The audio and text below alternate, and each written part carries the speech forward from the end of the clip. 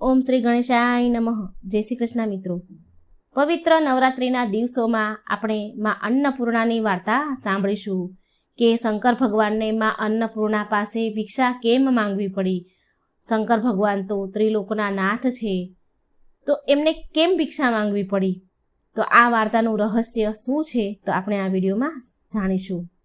અન્નપૂર્ણી સદા પૂર્ણી શંકર પ્રાણ વલ્લભે જ્ઞાન વૈરાગ્ય સિદ્ધર્થે ભિક્ષામ દેહી ચ પાર્વતી. જય માં અન્નપૂર્ણા. યા દેવી સર્વભૂતેષુ અન્નપૂર્ણા રૂપેણ સંસ્થિતા. નમસ્તશ્યે નમસ્તશ્યે નમસ્તશ્યે નમો નમઃ. મિત્રો, અન્નપૂર્ણા દેવી આપ સૌના ઘરમાં ભર્યા ભંડારા રાખે અને સુખ સમૃદ્ધિ સદાય તમારા ઘરમાં રહે, આવી મનોકામના સાથે હું આ વાર્તા કહેવા જઈ રહી છું. આવી પ્રાર્થના સાથે હું પવિત્ર માં અન્નપૂર્ણાની કથા કહેવા જઈ રહી છું. માં અન્નપૂર્ણાની વાર્તા પૂરી અંત સુધી સાંભળજો. વિડીયો અધૂરો મૂકીને જવાની ભૂલ ન કરતા. જે કોઈ આ પવિત્ર વાર્તા સાંભળશે તેના ઉપર માં અન્નપૂર્ણાની કૃપા સદાય રહેશે. જય માં અન્નપૂર્ણા. મિત્રો, આદિ શક્તિ જગત જનની જગદંબા માતા ભગવતી દુર્ગા શિવની શક્તિ એટલે કે માતા પાર્વતી છે. આ તો તમે બધા જાણો છો, પરંતુ જગત જનની માં જગદંબા પાર્વતીજીનો અન્નપૂર્ણાનું રૂપ કેમ ધારણ કરવું પડ્યું હતું? એવી કઈ પરિસ્થિતિ ઉત્પન્ન થઈ કે માતા અન્નપૂર્ણા પાસેથી દેવોના દેવ મહાદેવને ભિક્ષા માંગવી પડી? ચાલો આ કથા સાંભળીએ. મિત્રો, પહેલાના સમયની વાત છે. શંકર ભગવાન કૈલાસ ઉપર પર્વત પર એકવાર બેઠા હતા. તે સમયે માતા પાર્વતી તેમની પાસે આવીને બહુ નમ્ર વિનંતીપૂર્વક ભોળાનાથને અનુરોધ કરવા લાગ્યા કે હે પ્રભુ, આપણે કૈલાસ પર એક રસોઈની આવશ્યકતા છે. એટલે શંકર ભગવાન હસવા લાગ્યા અને માતા પાર્વતીને ના કહી દે છે અને ઉપરથી કહ્યું કે દેવી, ભોજન તો એક પ્રકારની આશક્તિ છે અને પ્રાણી માત્રને આ શક્તિનો ત્યાગ કરી દેવો જોઈએ. અને આ બ્રહ્મા વિષ્ણુનું પણ કથન છે અને આ સાચું પણ છે, કારણ કે ભગવાન બ્રહ્માજીએ જ માયાની રચના કરી છે. પરંતુ શંકર ભગવાનના આ શબ્દ અપમાનજનક લાગ્યા માં પાર્વતીને. એમને રસોઈની ના કહી દીધી એટલે માં પાર્વતીને ખોટું લાગ્યું અને માતા પાર્વતી ક્રોધિત થઈ ગયા. કારણ કે માતા પાર્વતી દેવી લક્ષ્મી અને માતા સરસ્વતી સાથે પ્રાણી માત્રનું પાલન પોષણ કરે છે. માં પાર્વતીને બહુ ગુસ્સો આવ્યો, દુઃખ પણ લાગ્યું. શંકર ભગવાનની વાત સાંભળી માતા પાર્વતી બોલ્યા કે હે પ્રભુ, જ્યારે અહીં મારી કોઈ જરૂરત જ નથી તો હવે હું અહીં કેમ રહું? આમ કહીને માં પાર્વતી ત્યાંથી અંતર્ધ્યાન થઈ ગયા, ત્યાંથી ચાલ્યા ગયા. માં પાર્વતીના ગયા પછી ભોળાનાથને તેમની ખોટ વર્તાવા લાગી અને આવી રીતે શંકર ભગવાન ધ્યાનમાં લીન થઈ ગયા અને પૂરા સંસારમાં અન્નની ખોટ પડી, અન્નની ખોટ વર્તાવા લાગી અને ત્રણેય લોકમાં હાહાકાર મચી ગયો. બધા જ દેવી દેવતાઓ ભગવાન ગણેશને આગળ કરીને ભોળાનાથની પાસે પહોંચ્યા. દેવી દેવતા બધા જ ક્ષુધાથી ગ્રસ્ત હતા, ભૂખ્યા હતા. બધા જ શંકર ભગવાનને પ્રાર્થના કરવા લાગ્યા, યાચના કરવા લાગ્યા અને કહ્યું કે હે પ્રભુ, પૂરા સંસારમાં અન્નનો એક પણ દાણો નથી અને અમે બધા ભૂખથી તડપી રહ્યા છીએ. ભગવતી માં પાર્વતીના અંતર્ધ્યાન થઈ જવાના કારણે ભોળાનાથ પાસે પણ અન્નનો એક દાણો રહ્યો નહીં. ભગવાન પોતાને અસમર્થ પામવા લાગ્યા અને અસમર્થ થતાં તેમણે બ્રહ્મા અને વિષ્ણુને પૂછવા લાગ્યા કે હવે શું કરવામાં આવે, હવે આનો ઉપાય શું? પણ બ્રહ્મા અને વિષ્ણુ બંને ભોળાનાથની જેમ જ અસમર્થ હતા. હવે ભગવાન શિવ શંકર ત્રિલોકમાં ફરવા લાગ્યા, અન્ન શોધવા લાગ્યા, પણ ક્યાંય અન્ન, ફળ, કંદમૂળ કંઈ પણ જોવા મળ્યું નહીં. સ્વર્ગલોકમાં ગયા, ત્યાં ખાવા માટે અન્ન, ફળ, કંદમૂળ શોધવા લાગ્યા, પણ ત્યાં પણ સ્વર્ગલોકમાં પણ ખાવા માટે કંઈ મળ્યું નહીં. પછી ગયા પાતાળ લોક, ત્યાં પણ બધું ખાવા પીવાનું અન્ન, ફળ, કંદમૂળ કંઈ પણ મળે તો શોધવા લાગ્યા, પણ ત્યાં પણ કંઈ મળ્યું નહીં. આ જોઈ શંકર ભગવાન બહુ દુઃખી થયા. હવે ભોળાનાથ શિવ શંકરને સમજણ પડી ગઈ. સમજવામાં આવી ગયું હતું કે અન્નનું શું મહત્વ છે. અન્નનું મૂળ ભગવાનને સમજાઈ ગયું. ભોળાનાથ અન્નની શોધમાં ભટકી રહ્યા હતા. ત્યારે ભગવાન શિવ શંકરને એક અઘોરી મળ્યો અને એ અઘોરીએ શંકર ભગવાનને જોયો એટલે તે પણ પોતાની જેમ શંકર ભગવાનને અઘોરી સમજવા લાગ્યો, જે ભગવાનને મળ્યો હતો. અને એને કહે છે, શંકર ભગવાનને કહેવા લાગ્યો કે તમે ભોજનના પદાર્થ માટે, અન્ન માટે આમ તેમ ભટકી રહ્યા હોય તો તમારે કાશી નગરીમાં જવું પડશે. તે અઘોરી બાવા જેવો હતો માણસ. તે શંકર ભગવાનને કહેવા લાગ્યો કે ત્યાં કાશી નગરીમાં એક દિવ્ય સ્ત્રી છે. તેણે ત્યાં પોતાની રસોઈ બનાવી છે. ત્યાં બધા જ ભૂખ્યાની ક્ષુધા શાંત થાય છે. બધાના ભૂખ્યાના પેટ ભરે છે એ દિવ્ય સ્ત્રી.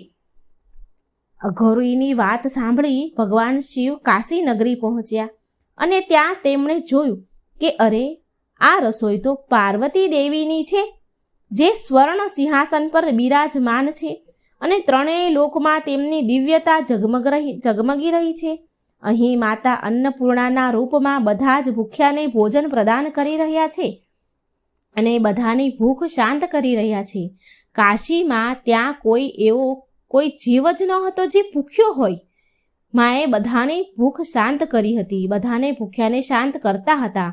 ભોળાનાથને ત્યાં આવેલા જોઈ માં અન્નપૂર્ણા મંદ મંદ હસવા લાગ્યા, મનમાં મુસ્કુરાવા લાગ્યા અને ભગવાન ભોળાનાથને મીઠા મધુર અવાજમાં કહ્યું કે હે પ્રભુ, તમે અને બ્રહ્માજી ભૂખના બંધનમાં નથી બંધાયેલા, પણ જે તમારા ભક્ત છે તે ભૂખના બંધનમાં બંધાયેલા છે. આમ કહીને માં અન્નપૂર્ણાએ ભોળાનાથને 3 મુઠ્ઠી ચોખા આપ્યા. ત્રણેય લોક માટે 3 મુઠ્ઠી ચોખા પ્રદાન કર્યા. પછી શંકર ભગવાને આ ચોખા લઈ જઈને ભગવાન વિષ્ણુને આપ્યા, ત્રણેય લોકમાં વેચવા માટે. અને ભગવાન વિષ્ણુએ ત્રણેય લોકની ભૂખ શાંત કરવા માટે આ ચોખા ત્રણેય લોકમાં બરાબર વેચી દીધા. આજે પણ માતા અન્નપૂર્ણા કાશીમાં સોનાના સિંહાસન પર બેઠા છે અને એ સૂચિત કરે છે કે સંસારમાં કોઈ પણ ભૂખ્યું ન રહે.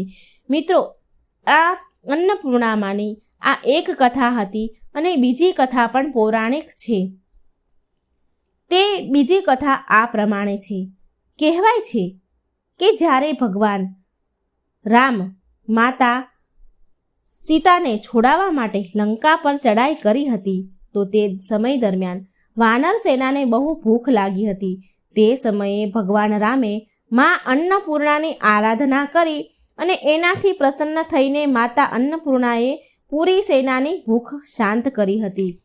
અને બીજી પૌરાણિક કથા અનુસાર એકવાર ભગવાન શંકરની પ્રિય નગરી કાશીમાં ભયાનક અકાળ પડ્યો, જેના કારણે કાશીમાં મનુષ્યની સાથે જીવજંતુ પણ મરવા લાગ્યા અને ચારેય બાજુ હાહાકાર મચી ગયો. ત્યાર પછી કાશીવાસીઓએ બ્રહ્માજી અને વિષ્ણુ ભગવાનની આરાધના કરી અને તેમની પૂજા કરી અને તેમને પ્રસન્ન કર્યા. ભગવાન બ્રહ્માજી અને વિષ્ણુ ભગવાને તેમને દર્શન આપ્યા તો બધા લોકોએ આ બધી વિપદા કહી સંભળાવી. આ કઠિન વિપદાથી બચાવવા માટે પ્રાર્થના કરી. ત્યારે ભગવાન બ્રહ્મા અને વિષ્ણુ શંકર ભગવાનથી આ સંકટનું નિવારણ કરવાની પ્રાર્થના કરે છે. ભગવાન શંકરે કાશીનું ભ્રમણ કર્યું અને કાશીને જોયું ત્યારે તેમને સમજણમાં આવ્યું કે મા પાર્વતી રૂપી અન્નપૂર્ણા જ આ સંકટનું નિવારણ કરી શકે છે. તો મા અન્નપૂર્ણાની કૃપા થશે તો આ કાશી નગરીમાં લોકોને અન્નની ખોટની સમસ્યા દૂર થઈ જશે. શંકર ભગવાને ભ્રમણ કર્યું અને આ બધું જાણ્યું. ત્યારે પછી ભોળાનાથ મા પાર્વતી પાસે આવ્યા અને ભોળાનાથે મા પાર્વતીને અન્નપૂર્ણા રૂપ ધારણ કરીને બધાનો ઉદ્ધાર કરવાની પ્રાર્થના કરી. માતા પાર્વતીએ અન્નપૂર્ણાનું રૂપ ધારણ કર્યું અને ભગવાન શંકરે તેમની કાશી નગરી માટે માતા અન્નપૂર્ણા પાસે ભિક્ષા માંગી. માતા અન્નપૂર્ણાએ ભિક્ષામાં સર્વપ્રથમ ધાન પ્રદાન કર્યું અને એ ધાનથી શંકર ભગવાને કાશી નગરી વાસીઓમાં વહેંચી દીધું અને આ પ્રકારે તેમની ભૂખ શાંત કરી. કાશીમાં ચારેય તરફ ભગવાન શંકરની સાથે માં અન્નપૂર્ણાની પણ જય જયકાર થવા લાગી.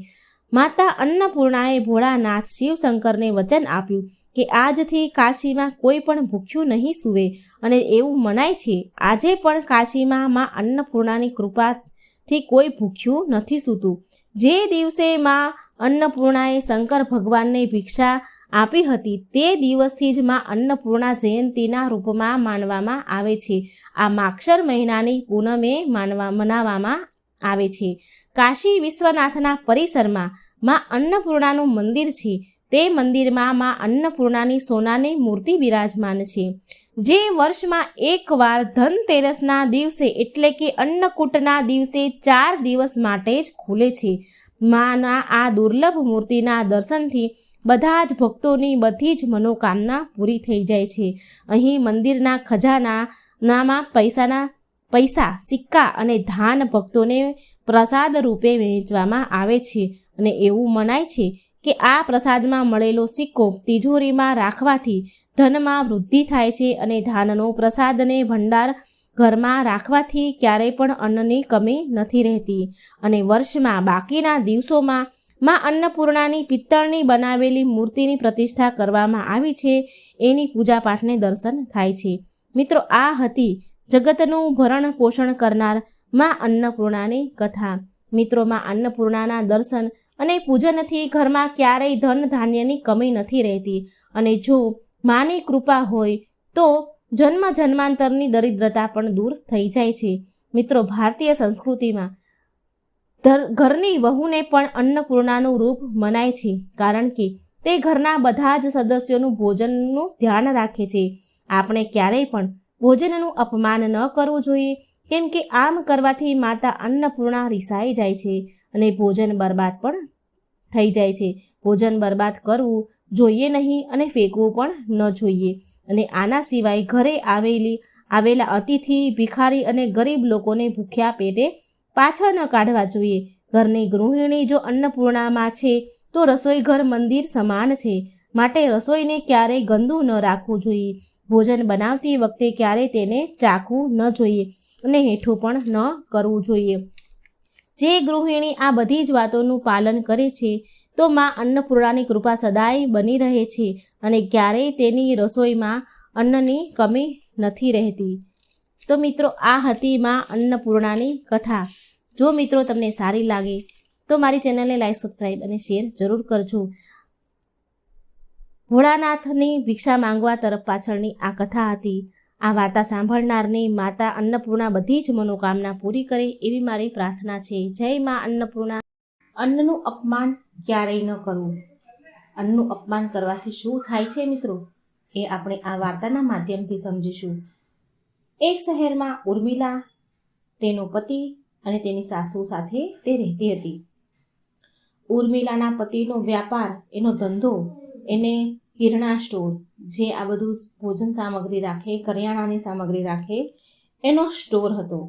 બહુ ધમધોકાર એનો વ્યાપાર ચાલતો હતો. તેના ઘરમાં ધન ધાન્યની કોઈ પણ જાતની કમી ન હતી, માટે એના ઘરમાં ફળ, શાકભાજી, અનાજ ભરપૂર માત્રામાં આવે. પણ કહેવાય છે ને કે કોઈ પણ વસ્તુ સરળતાથી મળી જાય ને તો એ વસ્તુની માણસને કદર નથી થતી. બસ આવું જ ઉર્મિલાની સાથે થયું. એના ઘરમાં ખાવા પીવાની વસ્તુની કોઈ કમી નહીં, માટે ઉર્મિલાને તેની કદર ન હતી. તો એક દિવસ તેની સાસુ તેને બોલે છે, કહે છે કે ઉર્મિલા, આ શું હું જોઈ રહી છું કે તે રાતની દાળ ફરીથી ગટરના નાળામાં ફેંકી દીધી. હમણાં હું જ્યારે બહારથી ઘરમાં આવી રહી હતી ત્યારે મેં જોયું કે દાળ ગટરના નાળચામાં પડી હતી. બહુ બધી દાળ ફેંકી દીધી તે. અરે, એટલું ખાવાનું બનાવને, જેટલું જરૂરી છે, જેટલું ખવાય, જેટલું આપણે ખાઈ શકીએ એટલું જ ખાવાનું બનાવ. આમ ગટરમાં ન નાખ. આમ ગટરમાં નાખવાથી અન્નનું અપમાન થાય છે. માં અન્નપૂર્ણા રિસાઈ જશે. એટલે ઉર્મિલા બોલી, શું માજી, તમે પણ આવી બધી વાતો પર વિશ્વાસ કરો છો? હવે જો ઘરમાં કોઈ જાતની તંગી નથી, આપણે બધી જ રીતે સારું છે, તો આપણે રાતની દાળ સવારે શું કામ ખાઈશું? આપણા ઘરમાં ક્યાં કોઈ જાતની કમી છે? જ્યારે ભગવાનની દયાથી અન્નધનના ભંડાર ભર્યા છે, તો પછી આપણે વાસી ખાવાનું શું કામ ખાઈએ? આપણે તાજું બનાવીને જ ખાઈશું ને. રાતની પડેલી દાળ સવારે કોઈ નહીં ખાય, માટે મેં ગટરમાં ફેંકી દીધી માજી. એટલે ઉર્મિલાના સાસુ બોલ્યા, વહુ બેટા, તું તેને પૂછીને આવ, જેને એક ટકનું ભોજન ખાવા માટે કેટલી મહેનત કરવી પડે છે, ત્યારે માંડ માંડ એક ટકનું ભોજન માણસ મેળવે છે. તું એને પૂછ. જો મારું કામ છે તને સમજાવવાનું, બાકી તમે તો આજકાલના છોકરાઓ છો. આ વાતો પર અમલ કરવું ન કરવું એ તારા હાથની વાત છે. હવે તું જાણે, મેં તો તને જે કહેવાનું હતું એ કહી દીધું. ઉર્મિલાની સાસુ સમજાવીને થાકી ગઈ, પણ ઉર્મિલાને તો એની વાત ખોટી જ લાગે. એની સાસુની વાતો બધી એને મગજમાં જ ન લે, એને ખોટું લાગે, ખરાબ લાગે. ઉર્મિલા રોજ વધારે ને વધારે પ્રમાણમાં ભોજન બનાવે, વધારે ને વધારે પ્રમાણમાં રસોઈ બનાવે અને ભોજનનો બગાડ કરે. અને આ ભોજનનો બગાડ કરવામાં એને કોઈ ખરાબી લાગતી ન હતી. એને કંઈ ખોટું નહોતું લાગતું કે આ ભોજનનો બગાડ કરવો એ સારું ન કહેવાય. આ વાત એને સમજાતી નહોતી. એક દિવસ ખાવાનું બનાવી રાતમાં રાજના ચાવલ પડ્યા હતા. ખાવાનું બનાવવાવાળી એને પૂછવા આવી. એક ખાવાનું બનાવનારી એના ઘરમાં રોજ આવીને જમવાનું બનાવતી હતી. તો એક દિવસ તે ઉર્મિલાને પૂછે છે કે ઉર્મિલા ભાભી, રાતના રાજમાં ચાવલ પડ્યા છે, તો તેનું હું શું કરું? તો ઉર્મિલા બોલી કે કરવાનું શું, ગટરમાં ફેંકી દે. એટલે જમવાનું બનાવવાવાળી, જે રસોઈ કરવાવાળી આવતી હતી, એ બોલી કે તો ભાભી, બપોરના જમવામાં હું શું બનાવું? ભાભી મને જરીક કહી દો. એટલે ઉર્મિલા બોલી કે અરવીનું શાક, રોટલી અને કઢી ભાત બનાવી દે. એટલે ઉર્મિલાની સાસુ સાંભળી ગઈ, એટલે આવીને બોલી, અરે ઉર્મિલા, અરવીનું શાક, રોટલી, કઢી ભાત આટલું બધું કોણ ખાશે? આનંદ દીકરો, મારો દીકરો તારો પતિ બહાર ગયો છે. ઘરમાં ખાવાવાળા માત્ર તું અને હું બે જ વ્યક્તિ છીએ. તો ઉર્મિલા આટલું બધું ખાવાનું શું કામ બનાવી રહી છે? તો ઉર્મિલાને બહુ ગુસ્સો આવ્યો એની સાસુ ઉપર અને બોલી કે માજી, હું બહુ દિવસથી જોઈ રહી છું, કેટલાય દિવસથી હું સાંભળી રહી છું કે તમે બહુ ખાવામાં રોકટોક કરવા લાગ્યા છો. હરેક સમયે ખાવામાં નજર લગાવો છો, ટોક્યા જ કરો છો.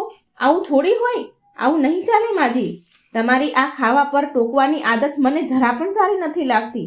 એટલે તેની સાસુ બોલી, વહુ બેટા, હું નજર નથી નાખતી, હું ટોકતી નથી. હું તો તને સારા માટે જ કહું છું કે રાતે કેટલા બધા રાજમાં ચાવલ તે બનાવી દીધા, અને ખબર હતી તને કે આનંદ 2-3 દિવસ માટે બહાર ગયો છે. માત્ર ખાવામાં હું અને તું બંને જ જણા છીએ, અને આપણે રાત્રે રાજમાં ખાતા નથી, છતાં પણ તે અડધો કિલો ઉપર રાજમાં બનાવડાવ્યા. કેમ આટલો બધો બગાડ કરે છે? બોલ, મને કહે. હવે તારે એ રાજમાં ચાવલ ફેંકવા પડે છે કે નહીં? સવારમાં નાસ્તામાં તે પકોડા તળાવ્યા, એટલા માટે એ પણ ભારે ખોરાક થઈ ગયો, અને હજી તો સવારે ખાધું છે, અને અત્યારે બપોરમાં તું કઢી ભાત રોટલી શાક બધું જ બનાવીશ તો બગાડ થશે. ઉર્મિલા કટાક્ષમાં બોલી, ઝઘડો કરતા કરતા બોલી, કઈ વાંધો નહીં, જો વધારે બની જશે ને તો હું રાત્રે ફેંકી દઈશ.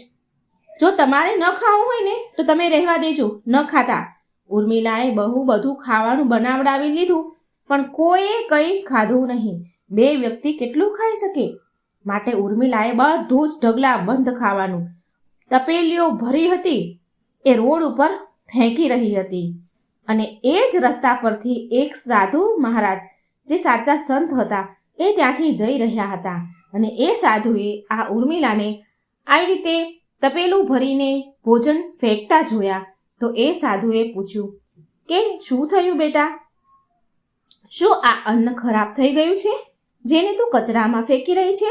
એટલે ઉર્મિલા બોલી કે અરે સાધુ મહારાજ, અમારા ઘરે ભોજન ખરાબ હોય ત્યારે અમે નથી ફેંકતા, પણ જ્યારે અમારે ખાવું ન હોય, અમને એવું લાગે કે આને કોઈ ખાવાનું નથી, એટલે અમે વધેલું અનાજ ફેંકી દઈએ છીએ. ઘણું વધ્યું છે એટલા માટે અમે ફેંકી દઈએ છીએ. હવે અમે બપોરે જમી લીધું છે આ જમવાનું, અને ફરી આ ભોજનને હવે કોઈ ખાવાનું નથી. આ ભોજન રાત્રે અમે ફરી ખાતા નથી, માટે હું ફેંકી રહી છું. હવે રસોઈ ઘરમાં આ બધું રાખીને રસોડું થોડી ભરવાનું છે મારે. એટલે તે સાધુ મહારાજ બોલ્યા, આવું સારું ભોજન છે જે ખાવા લાયક છે, તેને તું કચરામાં ફેંકે છે, એ સારી વાત નથી. સારા ભોજનને કચરામાં ન ફેંકવું જોઈએ. આમ કરવાથી માં અન્નપૂર્ણા નારાજ થઈ જાય છે. અન્ન ફેંકવું એ બહુ ખોટી વાત છે. આની જગ્યાએ તું આ અન્ન સારું છે, ખાવા લાયક છે, તો ગરીબ કે ભૂખ્યા લોકોને વેચી દે.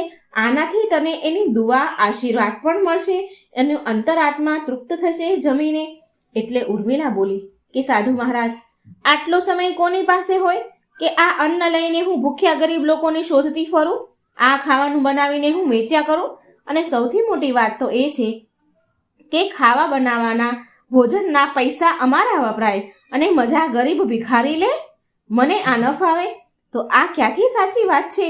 મને તો સાધુ તમને જોઈને એવું લાગી રહ્યું છે કે ક્યાંક તમને તો આ ભોજનની લાલચ નથી ને? ઉર્મિલાની વાત સાંભળીને પેલા સાધુ મહારાજ ક્રોધી ભરાયા અને એ ઉર્મિલાને શ્રાપ આપી દે છે કે તું મારું અપમાન કરી રહી છો બેટા. જા, હું તને શ્રાપ આપું છું કે જે અન્નનું તું અપમાન કરી રહી છે ને, એ અન્ન તારા ઘરમાં જ નહીં રહે. આટલું કહીને સાધુ મહારાજ ત્યાંથી ચાલ્યા ગયા. ઉર્મિલા મોઢું ફૂલાવીને ત્યાંથી નીકળી ગઈ, એના ઘરે પાછી આવી ગઈ. પણ ઉર્મિલાએ સાધુ મહારાજની વાતને મનમાં ન લીધી. એને ઘરમાં કોઈને કહી પણ નહીં. અને બરાબર એ જ દિવસે રાત્રે જ્યારે તે બધાને ખાવાનું પીરસતી હતી ત્યારે એનો પતિ પણ આનંદ આવી ગયો હતો. પીરસતી હતી તો અચાનક તે શાકના તપેલામાં એક ગરોળી પડી. ઉર્મિલા ગભરાઈ ગઈ અને તેના હાથમાંથી શાકનું તપેલું પડી ગયું.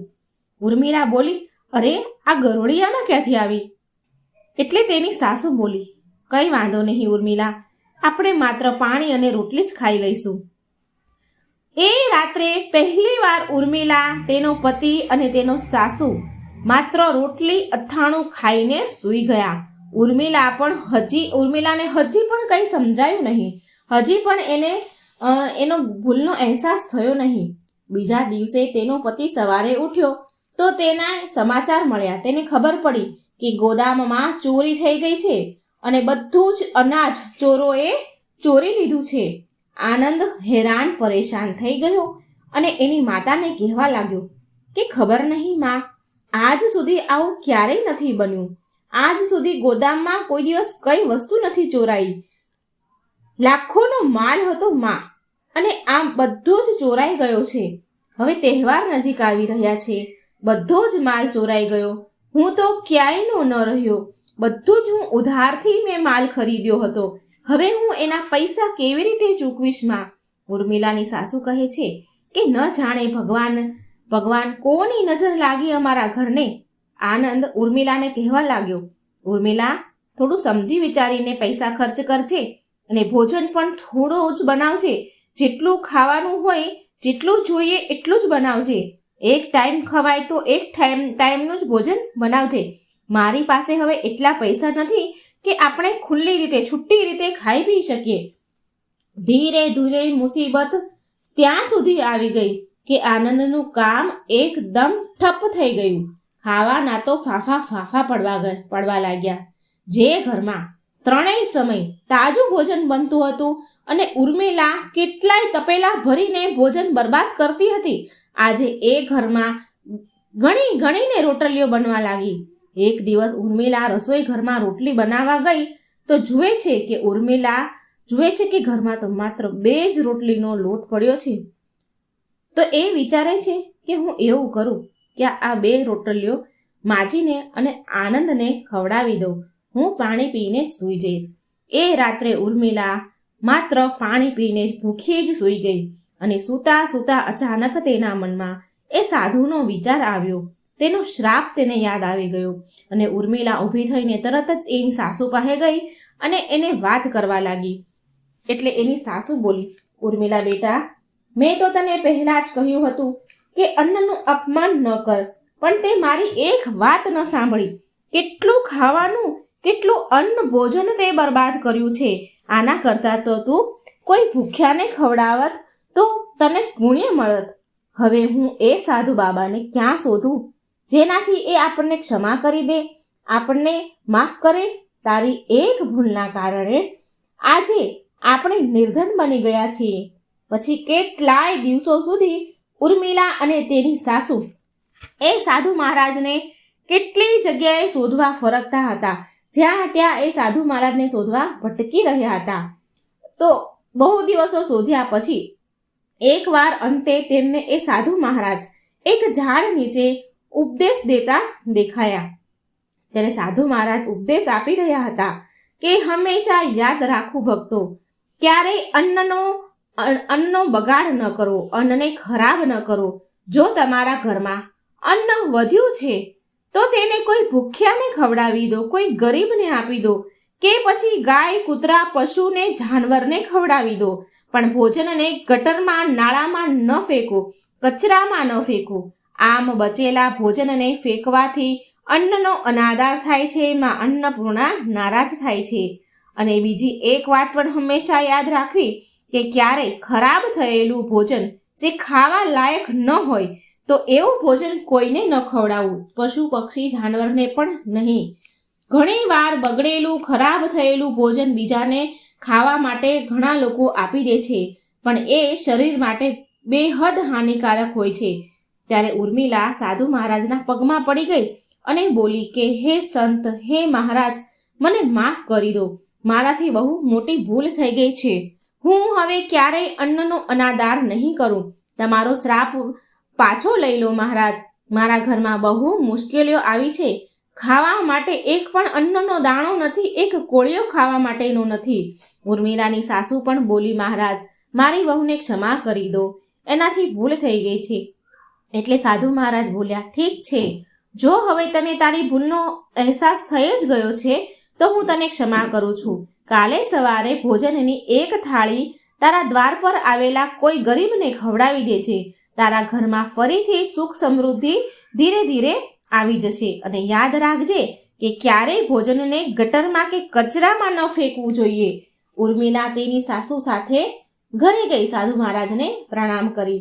બીજા દિવસે સવારે જેમ તેમ કરીને એક થાળી માંડ ભોજન બન્યું અને એ ભોજન ઉર્મિલાએ દરવાજેથી નીકળતા એ ગરીબ પરિવારને એ ખાવા માટે આપ્યું. એ ગરીબ પરિવારે તેને અંતર આત્મામાંથી આશીર્વાદ દીધો. અને એ જ દિવસે ઉર્મિલાનો પતિ ખુશ થઈને ઘરે આવ્યો અને કહેવા લાગ્યો કે માં ઉર્મિલા, પોલીસે ચોરને પકડી લીધા છે, જેણે આપણા ગોદામમાંથી ચોરી કરી હતી અને એ બધો જ ચોરાયેલો માલ સામાન પાછો મળી ગયો છે. ફરી બધું જ બરાબર થવા લાગ્યું છે. ઉર્મિલાને એની ભૂલનું ભાન થયું, માટે હવે એ ભોજન એટલું જ બનાવતી હતી જેટલું જોઈતું હતું, જેટલું એ બધા ખાઈ શકતા હતા. ભોજનને ખરાબ નથી થવા દેતી હવે, અને જેટલું બનાવે એટલામાં બરકત પણ રહેવા લાગી. જો થોડું ભોજન બચે ને તો કોઈ ભૂખ્યાને ખવડાવી દેતી હતી અને હવે ભોજન ફેંકતી ન હતી. જ્યારે એની સાસુ ઉર્મિલાને આમ કરતા જુએ છે તો તેને વિશ્વાસ થઈ ગયો કે હવે મારી વહુને અન્નનું મહત્વ સમજાઈ ગયું છે અને ધીરે ધીરે બધું જ ઘરમાં સારું થવા લાગ્યું, સુખ સમૃદ્ધિ આવવા લાગી. તો મિત્રો, આ વાર્તામાં તમે જાણ્યું હશે કે અન્નનું અપમાન ક્યારેય ન કરવું, કે ફેંકવું નહીં, જો વધ્યું હોય તો ગરીબને, ભૂખ્યાને ખવડાવી દેવું. તો મિત્રો, જો મારી આ વાર્તા સારી લાગે તો લાઈક કરજો, શેર કરજો, મારી ચેનલને સબસ્ક્રાઈબ જરૂર કરજો. જય શ્રી કૃષ્ણ, રાધે રાધે. આજે આપણે વાર્તા સાંભળીશું જેવું અન્ન એવું મન. તો મિત્રો, આ વાર્તા ખૂબ જ સરસ મજાની છે કે આપણે જેવું અન્ન ખાઈએ છીએ ને એવું જ આપણું મન રહે છે, એવા આપણા વિચાર આવે છે, આપણા વિચાર થાય છે અને આપણા વિચારો ઉપર આપણું ભવિષ્ય નિર્ભર હોય છે. તો આ એક સરસ મજાની ભગવાન બુદ્ધની વાર્તા છે, ધ્યાનથી સાંભળજો. જેવું અન્ન ખાય એવું મન થાય, એનું ઉદાહરણ તરીકે આ વાર્તા બુદ્ધ ભગવાને સરસ કહી છે. એકવાર બુદ્ધ ભગવાનના શિષ્ય ભગવાનને પૂછી રહ્યા કે તમે હંમેશા ભોજનને પ્રેમથી ગ્રહણ કરવા માટે કેમ કહો છો અને ભોજનને સંતુલિત માત્રામાં ગ્રહણ કરવાનું કેમ કહો છો? શું અમે ભોજનને પ્રેમથી ગ્રહણ નહીં કરીએ તો શું એ ભોજન નહીં રહે, કે પછી ભોજન વધારે માત્રામાં ગ્રહણ કરીશું તો શું એ ઝેરનું કામ કરશે? ભગવાન બુદ્ધ બોલ્યા કે આપણે જેવું ભોજન ગ્રહણ કરીએ છીએ આપણા વિચાર એ અનુસાર થવા લાગે છે, આપણું મન એવું બનવા લાગે છે. ભોજન સાથે અહીં બુદ્ધ ભગવાનનો મતલબ તે બધી જ વસ્તુ સાથે છે જે પણ આપણે ગ્રહણ કરીએ છીએ, પછી ભલે તે એક ખાદ્ય પદાર્થ હોય કે કોઈ જાણકારી હોય, આ બંને વસ્તુ આપણા જીવનમાં ઊંડો પ્રભાવ પાડે છે. તો ભગવાન બુદ્ધ એના શિષ્યને કહે છે કે હું તમને એક નાની એવી વાર્તા સંભળાવું છું, આનાથી તમે આ વાતને સારી રીતે સમજી શકશો. એક સમયની વાત છે. એક સાધુ જંગલમાં તેની ઝૂંપડી બનાવીને રહેતા હતા. એ સંત હતા. તે સાધુ સંત પાસે જે પણ વ્યક્તિ તેની સમસ્યા લઈને જતા તે સાધુ મહારાજ એ સંત એ સમસ્યાનું સમાધાન કરી દેતા હતા. ધીરે ધીરે તે ગામના આસપાસના ગામવાળા લોકોને પણ આ સાધુ વિશે ખબર પડી, તો તેની સમસ્યાના સમાધાન માટે એ સાધુ પાસે આસપાસના ગામના લોકો આવવા લાગ્યા અને બધી જ સમસ્યાનું સમાધાન એ સાધુ મહારાજ કરી દેતા હતા. ધીરે ધીરે તે સાધુની પ્રસિદ્ધિ ગામમાંથી નગરોમાં અને નગરોમાંથી રાજધાની સુધી પહોંચી ગઈ. આ સાધુની પ્રસિદ્ધિની વાત ચર્ચા બહુ બધે થવા લાગી અને સાધુની પ્રસિદ્ધિની વાત એક રાજ્યના રાજાને ખબર પડી. તો એક દિવસ રાજા એના મંત્રી અને સેનાપતિ સાથે સાધુ મહારાજને મળવા આવ્યા. એ સાધુ મહારાજને એ સંતને શોધતા શોધતા એ સાધુ પાસે પહોંચી ગયા. રાજાએ તે સંતને કહ્યું કે હે મહારાજ, મેં તો તમારી બહુ પ્રશંસા સાંભળી છે, બહુ વખાણ સાંભળ્યા છે, ચર્ચાઓ બહુ સાંભળી છે તમારા વિશે. મેં સાંભળ્યું છે કે તમારી પાસે બધી જ સમસ્યાઓનું સમાધાન છે. તમે સાચા સંત છો, માટે મને એવું લાગે છે કે તમારી સૌથી વધારે જરૂરત અમારા રાજ દરબારમાં છે, જ્યાં પ્રજા નવી નવી સમસ્યાઓ લઈને રોજ આવે છે. તમે અહીં જંગલમાં તમારો સમય વ્યર્થ શું કામ કરી રહ્યા છો? તમને તો અહીં સરખું ખાવાનું પણ નહીં મળતું હોય, જંગલી જાનવરો પણ અહીં હશે, ફળ પણ જંગલમાં બધા ફળ તોડીને પણ ખાવા પડતા હશે, પથ્થરો પર સૂવું પડતું હશે. તમે મારી સાથે મારા મહેલમાં ચાલો, ત્યાં તમને બધા જ પ્રકારની સુવિધા હું આપીશ, બધા જ પ્રકારની સુવિધા મળશે. ખાવા પીવા માટે સ્વાદિષ્ટ વ્યંજનો અને પકવાન હશે અને એનો સ્વાદ લો તમે. અહીં તમારો ક્યાં સમય તમે બગાડી રહ્યા છો? તમે અમારી સાથે અમારા રાજ દરબારમાં બેસો અને અમારા રાજ દરબારની શોભા વધારો. તે સાધુએ પહેલા તો ના પાડી દીધી. તે સાધુ રાજાને બહુ ના પાડે છે, ઘણી બધી ના પાડે છે, પણ તે રાજા માનતો નથી. તે રાજા તે સાધુના ચરણમાં પડી જાય છે અને અંતે તે સાધુને મનાવીને જ રહે છે અને તેને મહેલમાં લઈ જાય છે. અને મહેલમાં તે રાજા સાધુને બધા જ પ્રકારની સુવિધા આપે છે. એ સંતને બધી જ સુખ સુવિધા આપે છે. ધીરે ધીરે સાધુ મહારાજ રાજા સાથે મહેલમાં રહેવા લાગ્યા. સમય વીતતો ગયો અને સમય વીતતાની સાથે ધીરે ધીરે સાધુનો વ્યવહાર પણ બદલવા લાગ્યો. મિત્રો, તમે વિશ્વાસ નહીં કરો કે તે સાધુ રાજાના મહેલમાં રહેતા રહેતા તે સાધુનો પૂરેપૂરો વ્યવહાર બદલી ગયો, પૂરેપૂરું મન બદલી ગયું. આ વાતથી તો સાધુ પણ હેરાન હતા. એ વિચારતા હતા કે મારો સ્વભાવ આટલો બધો કેમ બદલી રહ્યો છે. સાધુને ખબર પડતી હતી કે મારો સ્વભાવમાં બદલાવ આવી રહ્યો છે. એ બહુ વિચાર કરતા હતા. પછી અચાનક એક દિવસ મોકો જોઈને, લાગ જોઈને તે સાધુ મહેલમાંથી ભાગી જાય છે. પણ એ સાધુ તેની સાથે થોડું ઘણું ધન લઈને ભાગે છે. ધનમાં રાણીનો હાર હતો, કિંમતી હીરા ઝવેરાત હતા, બહુ બધા ઘરેણાં હતા. જ્યારે રાજાને સાધુની ચોરી વિશે ખબર પડી તો તે રાજાએ સિપાહીઓને સાધુને શોધવા માટે મોકલી દે છે, એને પકડવા માટે. સિપાહીઓ બધી જ જગ્યાએ સાધુને શોધે છે, પણ એ સાધુ મહારાજ ક્યાંય નથી મળતા. હવે તે સાધુ મહારાજ જંગલની તરફ ભાગ્યા છે. અને ભાગતા ભાગતા થાકી જાય છે ત્યારે જંગલની વચ્ચોવચ આવીને એક ઝાડ નીચે બેસી જાય છે. જેવા તે સાધુ ઝાડ નીચે બેઠા તો તે ઝાડ પરથી એક ફળ તૂટીને સાધુની પાસે પડ્યું. એક ફળ પડ્યું. સાધુને બહુ જોરમાં ભૂખ લાગી હતી, માટે તે સાધુએ તે ફળને ખાઈ લીધું. ફળ એક ઔષધિ જેવું હતું. એ એક ઔષધિમાં ઉપયોગ થાય એ પ્રકારનું ફળ હતું. પણ ફળ સાધુના પેટમાં ગયા પછી સાધુ બરાબર બીમાર પડી જાય છે, કારણ કે વગર જરૂરની કોઈ ઔષધિ પણ જો લેવામાં આવે, જરૂર ન હોય ને ઔષધિ લેવામાં આવે તો પણ તે શરીરને નુકસાન પહોંચાડે છે. તે ફળ ખાધા પછી સાધુ બહુ બીમાર પડી ગયા. એટલે બીમાર થઈ ગયા, એટલા બધા બીમાર થયા કે મરવા જેવી હાલત થઈ જાય છે. એનું શરીર સુકાઈ ગયું, એક લાકડી જેવું શરીર એનું બની ગયું. અને પછી સાધુને વિચાર આવે છે, પણ હું કેમ રાજાનું ધન લઈને ભાગી રહ્યો છું? મારે ધનની શું જરૂર છે? હું તો એક સાચો સંત હતો. ન જાણે મને શું થઈ ગયું છે કે વ્યર્થમાં જ હું નકામું આ ધન લઈને ભાગી રહ્યો છું. મારે આ ધનને શું કરવું છે? એકાએક સાધુને આવો વિચાર આવ્યા લાગે છે.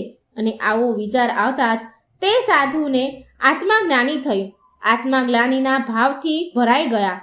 તેને બહુ પછતાવો થાય છે અને તે મહેલમાં તે ધન લઈને પાછા રાજા પાસે આવે છે. આ જોઈને રાજા બહુ આશ્ચર્ય પામી ગયા અને સાધુ રાજાને સવાલ કરે છે. રાજા સાધુને સવાલ પૂછે છે કે જો તમારે ધન પાછું જ આપવું હતું, પાછું જ લઈને આવવું હતું, તો સાધુ મહારાજ તમે આ ધન લઈને કેમ ભાગ્યા? આ સાંભળીને સાધુ મહારાજે કહ્યું કે મને ક્ષમા કરો રાજન, મેં પાછલા અમુક મહિનાથી તમારું અન્ન ખાધું છે. થોડા સમયથી હું અહીંયા રહ્યો છું, તમારું અન્ન ખાધું છે, માટે મારા વિચાર પણ બિલકુલ તમારા જેવા થઈ ગયા હતા. એ તો ભલું થાય એ વૃક્ષનું કે જેણે મને એ ઔષધિવાળું ફળ આપી દીધું અને એ ખાવાથી મારું શરીર બીમાર પડી ગયું. અને જે તમારું જેટલું પણ મેં તમારું ધન ખાધું હતું, અન્ન ખાધું હતું, એ બધું જ એ બીમારીમાં નીકળી ગયું. અને ત્યારે મને ભાન થયું કે મેં કેટલું ખોટું કામ કર્યું છે. તે સાધુ કહે છે કે તમારું જેટલું પણ ધન છે તે મહેનત કરીને ભેગું કરેલું નથી. તમે તમારી મહેનતથી ધન નથી કમાયું. એ ધન તમે છીનવીને મેળવ્યું છે અથવા વસૂલાત કરીને પામ્યા છો. માટે આ ધનના અન્ન અને આ ધનથી જે અન્ન આવ્યું હતું એના સેવનથી મારી બુદ્ધિ ભ્રષ્ટ થઈ ગઈ હતી. વાત પૂરી કરતા ભગવાન બુદ્ધ એના શિષ્યોને કહે છે કે જે પણ આપણે ગ્રહણ કરીએ છીએ એ જ આપણું ભવિષ્ય નિર્ધારિત કરે છે. માટે હું તમને બધાને કહેવા માંગુ છું કે કંઈ પણ ગ્રહણ કરતા પહેલા એ વસ્તુને જરૂર જુઓ કે જેને તમે ગ્રહણ કરવા જઈ રહ્યા છો એ ક્યાંથી આવે છે. શું એ અન્ન ધન પાપ કરીને આવ્યું છે, ક્રોધથી આવ્યું છે, ઈર્ષાથી આવ્યું છે કે પછી પ્રેમથી આવ્યું છે? કેમ કે જે પણ તમારી અંદર ગ્રહણ થઈને જાય છે, તમારા પેટમાં જાય છે, પછી ભોજન હોય કે પછી કોઈ વિચાર હોય, આ બંને જ નક્કી કરે છે તમારું ભવિષ્ય. તમારું ભવિષ્ય કેવું હશે? મિત્રો, આ સરસ મજાની વાર્તા હતી કે જેવું અન્ન એવું મન. અને મિત્રો, હું આશા રાખું છું કે આ વાર્તામાંથી તમને કંઈક ને કંઈક શીખવા જરૂર મળ્યું હશે. જો મારી વાર્તા સારી લાગી હોય તો લાઈક કરજો, શેર કરજો અને મારી ચેનલને સબસ્ક્રાઈબ જરૂર કરજો. જય શ્રી કૃષ્ણ. રાધે રાધે. Thank you.